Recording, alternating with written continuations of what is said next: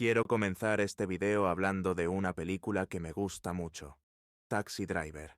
En Taxi Driver, el protagonista es un hombre destruido mentalmente y vacío espiritualmente. Su única razón para trabajar tantas horas no es la búsqueda de una vida mejor o el intento de comprarse algo, sino el mero y desesperado intento de agotar su cuerpo lo suficiente para ver si así puede dormir. Hablamos de una persona que muchos considerarían una escoria de la sociedad. Siempre está solo, no tiene amigos, no sabe socializar y, mucho menos, sabe acercarse a una posible pareja. Lo peor de todo es que, para el punto en el que la película comienza a desarrollarse, su sanidad está comenzando a desfigurar hacia la paranoia. Por esto, es interesante que hoy este personaje sea un símbolo para muchos. Un personaje que, más que representar lo que uno debería intentar, no ser jamás, más bien es como su representante. Es el símbolo de su furia, de su desesperación y profunda frustración con la vida. Y es que no debemos olvidar que, aunque el final de la película puede llegar a parecer que esta es la gran redención de un Travis, que está salvando una vida a cambio de desatar una carnicería, en realidad la película está terminando con un Travis que vuelve a estar muerto por dentro. Vuelve a estar enajenado en su taxi e incapaz de conectar con otro ser humano, a pesar de que incluso ya se haya ganado cierta aceptación por parte de la sociedad gracias a su nueva fama de héroe. Su acto heroico fue más un accidente que su verdadero plan, pues solo era alguien queriendo sacar toda su profunda frustración a través de la violencia. Y vaya, tuvo la suerte de que esa violencia no fuera contra el político de esa película o contra alguien más, sino que terminara recayendo contra alguien que, al final, pues indirectamente, salvó una vida. Siendo honesto, no me sorprende que cada vez más gente se sienta, o nos hayamos sentido, identificados con este tipo de personajes, pues creo que nunca estuvimos en una época donde la soledad fuera tan común. Internet, ese espacio maravilloso donde vemos cómo el mundo está tan ridículamente vivo. Hay tantas personas, tantas cosas por vivir, tantos lujos que alcanzar, tanto ruido, tanta pelea, tanta tensión que ganar. Algo que, a la par que nos maravilla y nos entretiene, también intensifica cualquier soledad. Porque estar solo ya no es como antes. Ya no solo se trata de no poder conectar con un círculo de personas cercanas, personas que tienen un rostro y un nombre, o sea, personas con las que convives en tu día a día, no, ahora. Gracias a Internet, ya no son 10 o 20 personas con las que no conectas o a las que no les importas. Ahora son miles y miles, quizá millones, de posibles personas con las que estamos sabiendo que no podemos conectar. Ya no son solo las ventanas de los vecinos las que nos pueden mostrar, quizá una vida preciosa, una vida repleta de esas cosas que no tenemos, sino miles de ventanas de todos los países, de todas las culturas. Y, a diferencia de lo que pasaba con la ventana de un vecino, que quizá no estaría muy feliz de que miraras a través de ella, acá en Internet todos quieren. Es más, insisten en que voltees y mires a través de su ventana, que veas su gran vida, o por lo menos, lo mucho que puede aparentar esa gran vida. Como diría Zygmunt Bauman, la trampa perfecta de las redes sociales es que no alivian la soledad, solo la intensifican. Pues, sobre todo, a las personas faltas de atención y afecto, les da la ilusión y la fantasía de que esta atención, esta sensación de existir que te da el ser mirado y el ser tomado en cuenta, está a unos clics, a unas opiniones, a unos videos de distancia. Con suerte, en algún momento alguien en Internet les descubrirá y los hará existir, que llegando a X número de likes, X número de comentarios, al fin podrán dejar de sentirse solos. Esta gran promesa de que ahora cualquiera puede ser famoso, para muchos, no es una promesa. Es la tortura de que, incluso ahora que cualquiera pudiera ser famoso, ellos no lo son. No es solo que no lo sean, sino que incluso son todo lo contrario a famosos. Nadie los conoce, a nadie le importan. Por eso, ya no sorprende el espectáculo de gente autocastigándose frente a la cámara en su intento desesperado por escapar del anonimato. Ya ni siquiera es especial o extraño escuchar de alguien grabando un reto de dejar de dormir, de dejar de comer o hasta de encerrarse en un cuarto sin contacto humano por meses. Todo eso se ha vuelto el contenido del día a día para todos. Es que, para ver y conocer al mundo, se nos ha obligado a cambiar nuestra ventana, esa que solo nos mostraba un número limitado de vidas a las que aspirar, por una pantalla que nos muestra vidas infinitas. Así también, para conocernos a nosotros mismos, cambiamos el espejo, ese que solo nos mostraba cómo somos, o, mejor dicho, el cómo creemos que somos, por una cámara y una pantalla que nos muestra algo más perverso de lo que podríamos creer. Nos muestra el cómo creen los demás que somos, o peor aún, el cómo creemos que son los demás. Así que tiene sentido que algunos sí terminen sintiéndose como Travis. Ya saben, este taxista que lleva gente atrás, que les cuenta sus historias o ve sus historias, en las que, como obviamente atiende de madrugada, le toca ver los aspectos más bajos, más viciosos de la naturaleza humana. Solo que, en nuestro caso, ya ni siquiera es que estemos viendo historias de gente real, sino que vemos las más espectaculares, las más adornadas, las más exageradas, esas que el algoritmo nos sirve para mantenernos enganchados a través del deseo o de la ira. Historias de superéxito, historias de superfracaso, errores, desilusiones, confusiones o simple dolor sin sentido. Todo eso que vemos en redes sociales, cada llanto, cada grito, cada espectáculo nos va haciendo lo que a Travis, nos va durmiendo y enajenando cada vez más y más. Va perdiendo toda sensibilidad hacia lo que está viendo y está escuchando. Con el tiempo, las personas dejan de ser personas para simplemente convertirse en otra cosa que estás viendo, en otra historia que estás escuchando, en un entretenimiento al que, más que ver por gusto, estás obligado a poner de fondo en tu intento desesperado por agotar tus energías y así, tal vez, un día poder dormir. Esta es la pesadilla ansiosa de Byung-Chul Han. Por un lado, tenemos la vigilancia absoluta de Orwell, pero, a diferencia del libro 1984, ya no es el gran hermano el que nos vigila. Somos todos nosotros quienes nos vigilamos unos a otros. Y, a veces, ni sabemos por qué lo hacemos. A veces, sí, por furia, por frustración. Otras veces, por entretenimiento. Y otras tantas veces, ni siquiera lo sabemos, solo para adormecernos un poco más. En la escena en la que Travis se mira en el espejo, ya saben, ese gran símbolo de la autoconciencia, ese objeto con el que la psicología y la neurociencia llevaron a cabo sus experimentos sobre la posible autoconciencia de los animales. En ese momento, más que reconocerse a sí mismo, reconoce a su propia fantasía de quien cree que debe de ser, para escapar de su angustiante existencia. Un sujeto de apariencia tranquila que, en realidad, es alguien ansioso por tener el más mínimo pretexto para usar la violencia en la que espera aliviar su frustración. Alguien que, sí, de manera brillante, dice, ¿eso? ¿Tú me hablas a mí? ¿Tú me hablas a mí? You talking to me. Esta idea de que la única razón en la cual puedo existir y ser visto para esta sociedad, para este mundo, para esta ciudad, es porque me van a causar algo, porque quieren destruirme. Así que, por lo mismo, lo único que puedo hacer, la única respuesta que puedo dar a la pregunta ¿me miras a mí? Zrenia, es la violencia.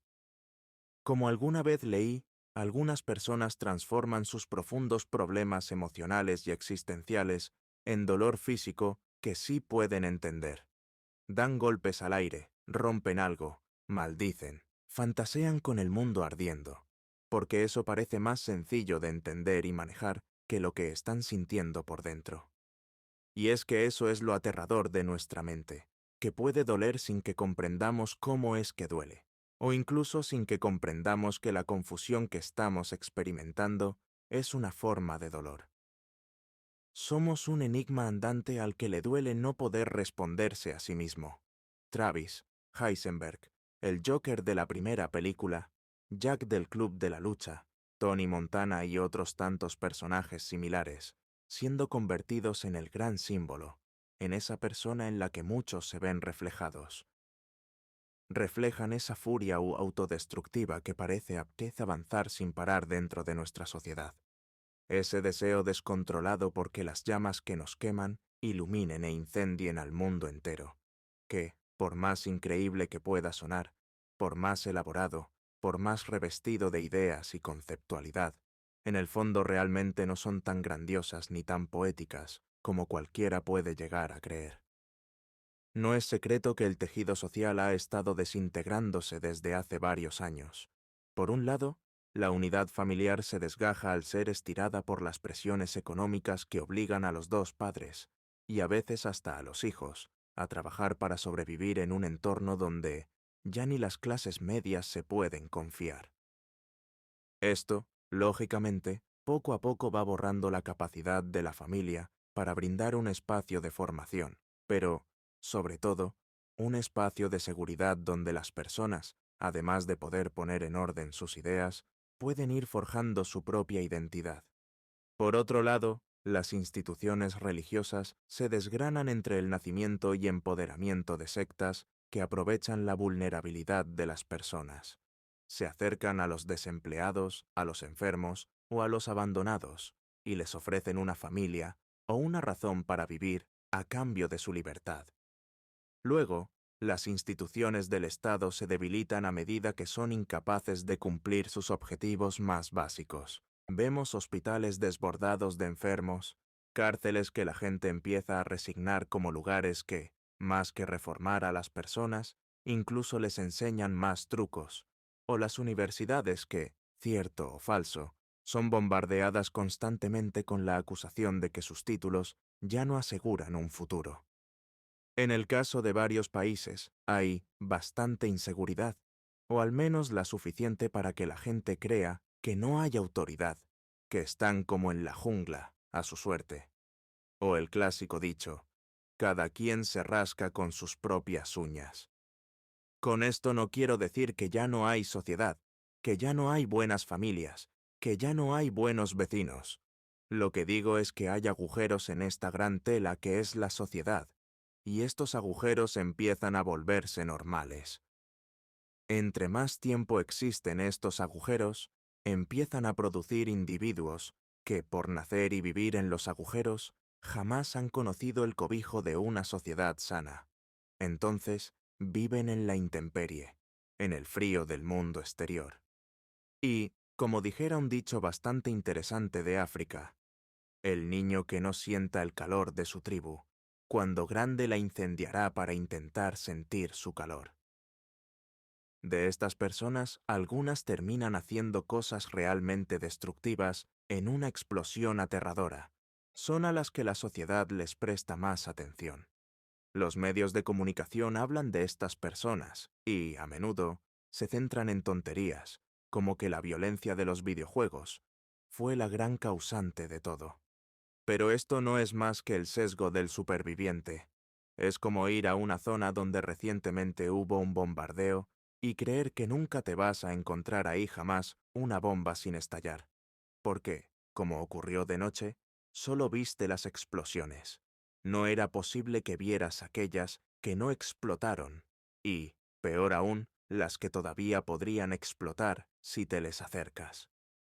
La gran mayoría de estas personas, en esencia, son como el Travis del principio de la película o Jack del Club de la Lucha, durmientes que no saben o no son conscientes de lo indiferentes que son consigo mismos, y por tanto, de lo indiferentes que son también con el mundo. Personas espiritual y, a veces, socialmente muertas, desesperadas por algo que les haga sentir vivas. Personas que, muchas veces, no son conscientes de que están como están, ya que, ante el enigma que es uno mismo y por qué uno se siente así, Unos buscan modos de adormecerse o de distraerse para intentar vivir más allá de esa horrible sensación. Nuevamente, como Travis ya más avanzada la película, algunas personas se ven adormecidas y dispersas en el desprecio al mundo o las fantasías de acción, esas donde, en un escenario ideal, de repente les aparece la oportunidad perfecta para destruir a una persona con una justificación social. Por ejemplo, la clásica fantasía zombie, que tienen mucho en Estados Unidos, no es más que una fantasía colectiva en la cual pueden encontrar una justificación para utilizar sus armas contra seres humanos, pero sin el remordimiento, sin las cuestiones morales y, sobre todo, legales de disparar hacia algo que es un ser humano. Hasta ahí, creo que mucha gente ha sentido esa fantasía de liberar todos esos sentimientos de esa manera. Pero el asunto se vuelve más enfermizo cuando estas fantasías, a veces, van creciendo y creciendo hacia la idea de que la violencia no solo está justificada, sino que, de hecho, es el único camino para salir del dolor. Así que, aún sin apocalipsis zombie, terminan pensando y convenciéndose cada día más de la idea de que el único camino es que todo arda, convenciéndose de que, de hecho, eso es lo bueno, ese es el bien. Otros más buscan métodos más directos de adormecimiento, bebidas y todo tipo de químicos.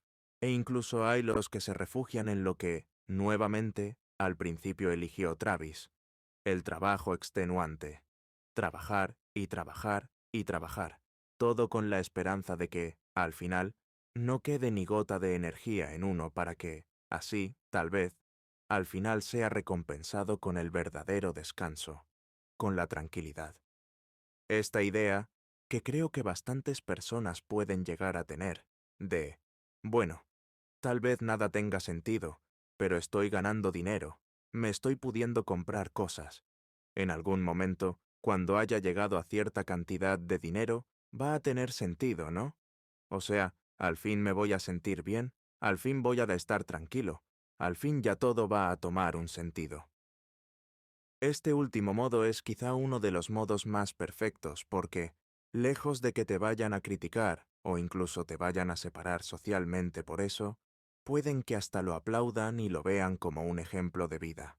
Y luego, pues ya, cuando a los 40 o 50 años esa persona está absolutamente vacía, no sabe qué hacer y destruye todo lo que le costó tantos años construir, las personas se preguntan, ¿pero por qué? Si ya lo tenía todo. Las personas simplemente dicen, ah, debió haber sido mala suerte, una mala racha. Seguro que no tiene nada que ver con su obsesión de no dejar de trabajar para tener la mente ocupada. En fin, creo que en estas fechas de Año Nuevo, en las que estoy haciendo este video, son unas fechas en las que nos obligamos o intentamos generar autoconciencia de nosotros. Pero pareciera ser, no lo sé a ciencia cierta, que muchos llegan a creer que el único camino de la autoconciencia es frustrarse con sus propias decisiones, con todo lo que ha sido su vida. Sobre todo en esta época, donde la soledad puede llegarse a sentir más cruda que de costumbre. Pues, nuevamente, regresando con algunas de las personas que, en este o en otros momentos, se llegan a sentir muy identificadas con estos personajes, se intentan comprender las cosas tan complejas que pasan en la mente a través de eso que sí se entiende, de esas fantasías de que castigando a uno mismo, uno se obligará a tener sentido o a mejorar. O bueno, peor aún, algunos que llegan a pensar que solo castigando al mundo lo obligarán a tener sentido. Es en estas fechas en las que muchos se miran al espejo y actúan como Travis. Hacen un ritual de autodesprecio en el cual intentan que su reflejo se parezca a una fantasía nacida del autodesprecio. Se dicen, sé mejor, lucha más, aguanta más, llora menos, sé más fuerte, sé más despiadado. Aprende a que nadie te querrá, nunca podrás tener nada porque no hay nada para ti en el mundo. En este escenario, la autoconciencia se vuelve un infierno, un laberinto infinito en el que una persona busca, sin parar, las respuestas a por qué se siente tan apagado o tan frustrado. ¿Qué es esa sensación en su pecho? Hace no mucho escuché que un buen sujeto, que ya no está, dijo alguna vez: si hubiera sabido antes que mi verdadero problema era mi incapacidad de dejarme amar y amar a otros, me hubiera evitado décadas de sufrimiento en la vida. Me hubiera evitado creer que mi gran problema en la vida estaba dentro de una botella de vidrio y no dentro de mí mismo. Es bien difícil darse cuenta de que terminar con el camino del dolor también puede llegar a doler, ya que puede llegar a doler mucho destruir todas esas ideas que, a muchos, los guían desde que recuerdan tener conciencia, ya que, a veces, incluso puede doler más el tener esperanza que no tenerla. Pues, cuando uno tiene esperanza, uno puede tener miedo. Uno puede sentir ese terror, ese sudor frío de que, al final, solo haya decepción, de que al final las cosas no salgan bien. Mientras, en la vida sin esperanza, aunque es un abrazo frío, por lo menos a uno le abraza la seguridad de que el destino ya está decidido. Al menos ya sé lo que viene en el futuro. Nada. Vacío. Eso es todo lo que viene. Lo sé, es muy paradójico, pero es que así somos los seres humanos. Por ejemplo, en Alcohólicos Anónimos, uno de los pasos que se le piden al adicto para sobreponerse es aceptar que está derrotado.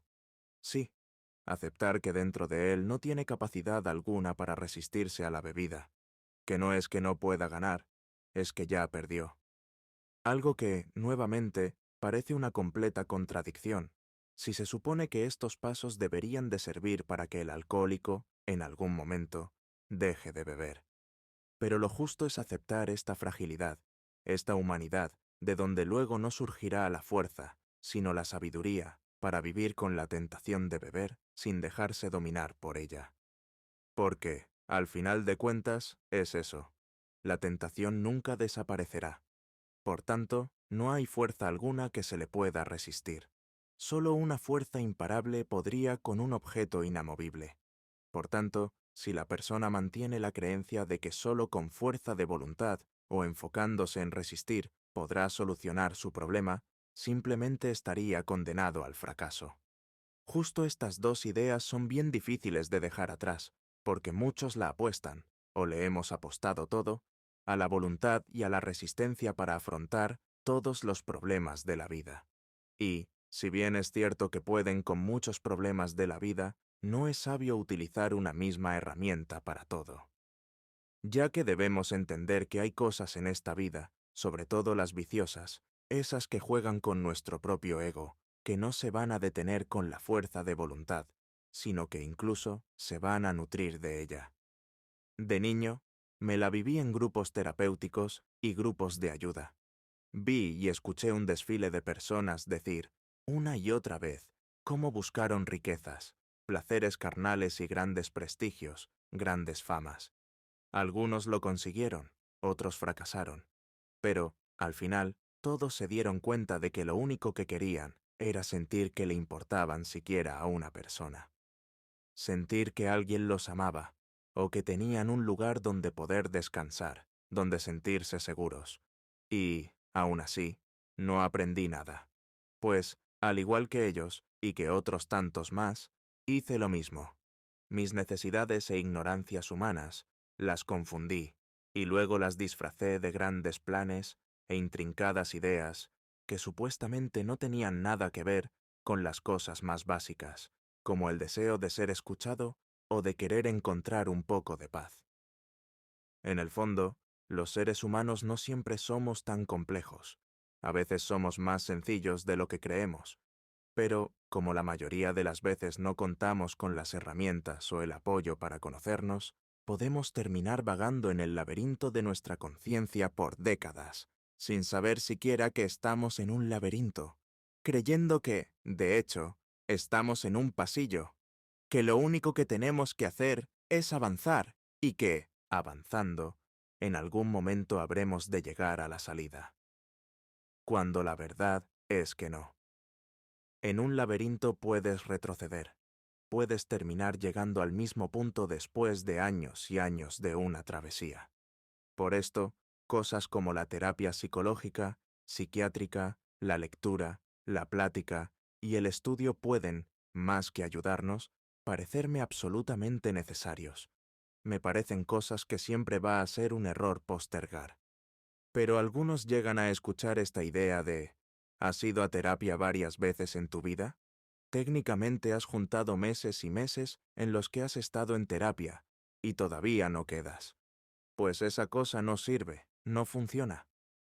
Pero todo eso tiene una explicación bastante simple. Uno no va a terapia solo al problema que alcanza a ver. La terapia y todos estos procesos de autoconocimiento son como una tos. Tú puedes ir al médico por una tos y decir, esto en una semana queda. Y sí, con suerte, y le deseo a todos que eso siempre les pase, sea algo de una semana, unas pastillitas y listo, ya estás bien. Pero, a veces, si tienes un médico competente y tienes la voluntad de hacer algo por ti, terminan viendo que no solo es una tos, hay algo más, que esa tos significa algo más, y que ese algo más está conectado a otras tantas cosas más. Que hay varios procesos en los cuales todavía no estás enfermo, pero hay señales de que vas caminando hacia allá. O, incluso, no es que estés enfermo, es que has nacido de un modo particular, y hay que prestar atención a eso. Hay tantas cosas que ver y tanto que hacer, y aquí uno podría decir lo mismo. Oye, pues tantos años yendo al doctor y todavía no te curas. Entonces, eso no sirve. Y dices, no, uno no va al doctor solo para curarse. Uno puede ir al doctor también para conocerse y aprender a vivir mejor para sí mismo, y también incluso para mejorarse a sí mismo. Entonces, ya sea que sea a través de la lectura, la reflexión, la plática con otros, la entrevista, la terapia, el proceso de simplemente conocerse a sí mismo, es algo que nos puede llevar toda la vida. Y eso tiene todo el sentido, dado que somos seres tan cambiantes, tan evolutivos, o incluso, a veces, que involucionamos. Lo que trato de decir es que no haya esperanza no significa que no haya oportunidad. Es decir, que incluso en esos momentos en los que, sobre todo en Año Nuevo, nos pasa mucho, podemos llegar a sentirnos tan solos, tan vacíos, tan condenados, incluso, que ni siquiera sepamos si lo que estamos viviendo tiene una solución. No significa que, de verdad, no haya una solución o una alternativa, vaya, que no hay un mañana. Lo único que significa es que no lo sabemos. Hay una gran razón para vivir, para seguirlo intentando, para tener esperanza, para intentar salir de los bucles de adormecimiento o de autodesprecio. Y esa es nuestra propia ignorancia. Pues nuestra propia ignorancia no es una maldición. Es la bendición de que, incluso, las cosas que creemos más imposibles podrían tener su solución en todo eso que ignoramos. Tal vez el problema que, en este momento, pudiera estarnos encerrando no es un problema existencial ni absoluto, sino un simple problema de ignorancia sobre nosotros mismos, o, incluso, un problema de ignorancia sobre los modos que existen para conocerse a uno mismo y al mundo. Y lo mejor de todo es que, en esta búsqueda de conocimiento de uno y del mundo, podemos terminar conociendo otras cosas que ni siquiera imaginábamos, lo mucho que podríamos disfrutar o necesitar. El gran reto es darle una oportunidad a la vida. Es intentar vencer esa sensación de que el mundo es un lugar inherentemente hostil y enfermo. Saber que, no por cerrar los ojos y darnos la oportunidad de soñar con un mejor mañana, nos convertiremos en seres ingenuos y vulnerables al mundo. Más bien, que a pesar de que sí es completamente necesario tratar de estar tan atento a la realidad como es posible, también es necesario soñar para no caer presas de nuestra propia mente. En este año nuevo solo puedo desear que, ojalá, todos tengamos la oportunidad de comprender lo que necesitamos comprender para poder encontrar no solo la paz, sino la sabiduría para cambiar. Sin más por el momento, me despido por ahora. La realidad es una cosa bien rara, y la verdad, más que conformarme, Me alegro de tener la oportunidad de intentar entenderla, porque, al menos para mí, el intentar entender el mundo es intentar entenderse uno mismo, y el intentar entenderse uno mismo es intentar entender al mundo. Así que, ¡feliz Año Nuevo! De verdad que este año les deseo a todos la posibilidad de abrazar a sus seres queridos, de ser abrazados por sus seres queridos y de poder dormir con tranquilidad. Y, asimismo, de despertarse con mucha energía, con la idea de que hay un nuevo día, de que, sin importar lo complejo y lo difícil que a veces parezca todo, habrá un mañana.